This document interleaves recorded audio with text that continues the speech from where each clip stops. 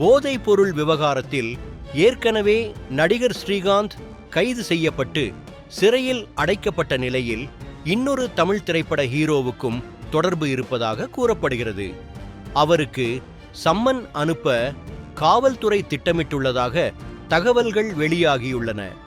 நடிகர் ஸ்ரீகாந்த் சட்டவிரோதமாக போதைப் பொருளை வாங்கி பயன்படுத்தியதாக குற்றச்சாட்டு எழுந்த நிலையில் அவர் கைது செய்யப்பட்டு சிறையில் அடைக்கப்பட்டார்.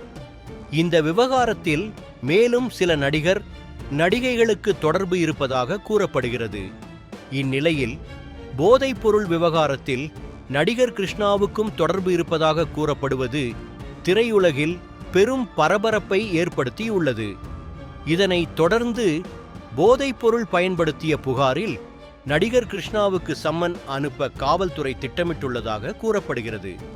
தற்போது நடிகர் கிருஷ்ணா கேரளாவில் உள்ள படப்பிடிப்பில் இருப்பதால் கேரளாவுக்கே சென்று அவருக்கு சம்மன் வழங்கும் முடிவில் காவல்துறை இருப்பதாக தகவல்கள் தெரிவிக்கின்றன.